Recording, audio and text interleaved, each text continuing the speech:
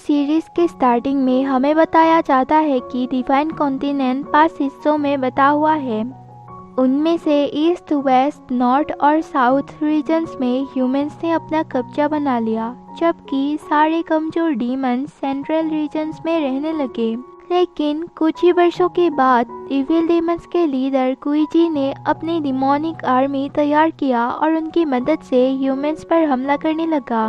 उसने सबसे पहले ईस्टर्न रीजन को अपना शिकार बनाया। ईस्ट रीजन के क्लियर स्काई सेक्ट के लीडर हुआ ने ह्यूमन सोल्जर्स के साथ मिलकर डिमोनिक आर्मीज को हराने का प्लान बनाया।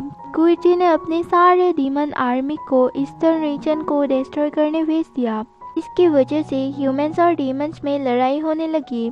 क्लियर स्काई सेक्ट के लीडर हुआ और क्लाउड हॉल की लीडर निंग्योदी मिलकर डिमोनिक आर्मी को हराते जा रहे थे, पर कुईजी हार मानने को तैयार नहीं होता। वो कहता है इस बार समय बदलने वाला है, और ये बोलकर वो एक बहुत बड़े ड्रैगन बीस्ट का समन करता है। निंग्योदी की आइस वॉनिक्स और कुईजी के ड्रैगन में लड़ाई चलती है।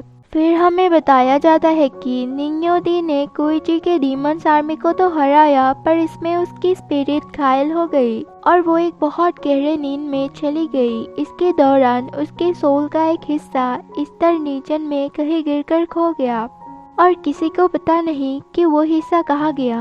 अब साल 423 को ईस्टर्न रीजन के लुओ क्लैन एक बहुत बड़े मुसीबत में फंस गया था, क्योंकि उनके क्लैन का सेकंड मास्टर लुओ बिंग ने अपने लालच के चलते बाहर वालों के साथ यानी डीमंस के साथ मिलकर लीडर लुओ जियाओ को मार डाला ताकि वो उनके बदले लीडर बन सके।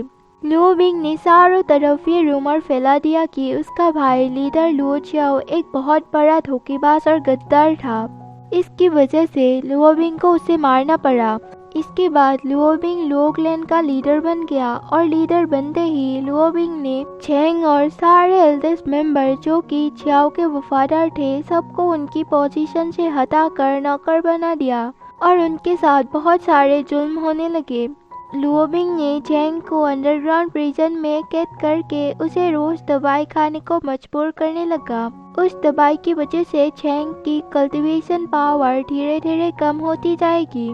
इसके बाद हम देखते हैं कि चेंग उस अंडरग्राउंड प्रिजन में अपने पिता के कही हुई लास्ट वर्ड्स याद कर रहा था। उन्होंने उसे मरने से पहले कहा था कि तुम्हें और तुम्हारी बहन को किसी भी हालत में जिंदा रहना है। चेंग ये सब याद कर ही रहा था कि तभी वहाँ लुओ क्लैन का मैनेजर फेंग आता है और आते ही वो चेंग से कहता है तुम क्या अभी भी अपने आप को यंग मास्टर समझते हो?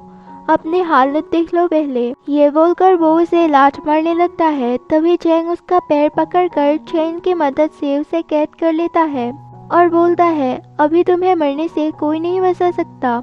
जिस पर फेंग कहता है हमारे नए यंग मास्टर रेन आ रहे हैं, मुझे मारकर तुम भी नहीं बचोगे, खुद तो मरोगे और तुम्हारे वफादार सारे आदमी भी मरेंगे। ये सुनकर चेंग उसे छोड़ देता है और कहता है मुझे पता है तुम यहाँ क्यों आए हो, मुझे मारकर तुम अपने नए मास्टर को खुश करना चाहते हो, तो तुम्हें तुम्हारे मास्टर को ज्यादा वेट नहीं करानी चाहिए। ये बोलकर चेंग अपने आप को उसके हवाले कर देता है और फेंग चेंग को स्पेरिंग ग्राउंड लेकर जाता है। इसके बाद मैनेजर फेंग चेंग के बारे में मास्टर रेन को बताता है और मास्टर चेंग उससे मिलने के लिए दिलचस्पी दिखाते हैं। उसके बाद हम देखते हैं कि लुओ क्लैन के सोल्जर्स प्रिजनर्स को फाइटिंग के ट्रेनिंग के लिए यूज कर रहे थे ताकि वो लोग ह्यूमन बॉडीज की कमजोरी जान सके और इमॉर्टल बन सके। वो लोग प्रिजनर्स को बहुत बुरी तरीके से पीट रहे थे, लेकिन लुओ चेंग उन्हें रोककर उनकी जगह लेने को तैयार होता है। लेकिन तभी वहाँ यंग मास्टर रेन आते हैं और लुओ चेंग से कहते हैं मैं तुमसे बहुत दिनों से मिलना चाहता था, यकीन नहीं होता इतने टॉर्चर के बाद भी तुम अभी तक जिंदा हो। जिस पर लुओ चेंग बोलता है अपने फैमिली का बदला लिए बगैर मैं कैसे मर सकता हूँ। ये सुनकर रेन अपनी पावर एक्टिवेट करते हुए बोलता है तो तुम्हारी अक्ल अभी भी वैसी की वैसी ही है, चलो देखते हैं कि मेरे सामने तुम कितने वक्त तक टिकते हो।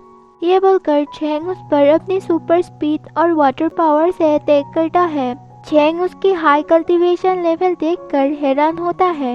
लेन उससे बोलता है कि लुओ क्लैन के पूर्वजों ने बहुत सालों पहले हेवन और अर्थ के कुछ बिल छोड़ गए थे। उन दवाइयों की मदद से कल्टीवेशन लेवल जल्दी बढ़ाया जा सकता है, जिस पर चैंग उसे कहता है कि वो क्लैन के रूल्स को ऐसे कैसे तोड़ सकता है।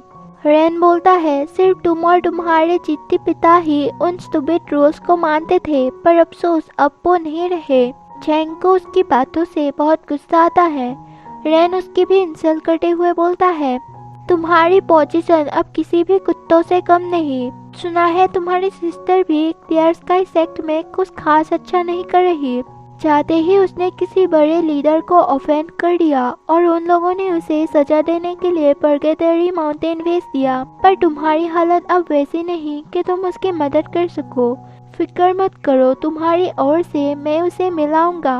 और ये बोलकर वो हंसते हुए वहाँ से चला जाता है। चैंग को यान यानी उसके बहन की बहुत फिक्र होने लगती है। उसे उसके पिता की लास्ट वर्ड्स याद आती है, जिसमें उन्होंने कहा था कि वो और उसकी बहन को किसी भी हालत में जिंदा रहना है। और हम देख पाते हैं कि पर्गेटरी माउंटेन में चैंग की बहन यान चेन से बंधी हुई थी। चैंग उसकी मदद करने जाना चाहता था, पर उसकी हालत अब बहुत खराब हो गई थी और वो बारिश में पड़े पड़े किसी के मदद की इंतजार कर रहा था। और ये एपिसोड यहीं पर ख़त्म हो जाता है। इसके बाद चैंग और यान का क्या हुआ, इसके बारे में जानने के लिए आप लोगों को नेक्स्ट एपिसोड देखना पड़ेगा। Thanks for watching.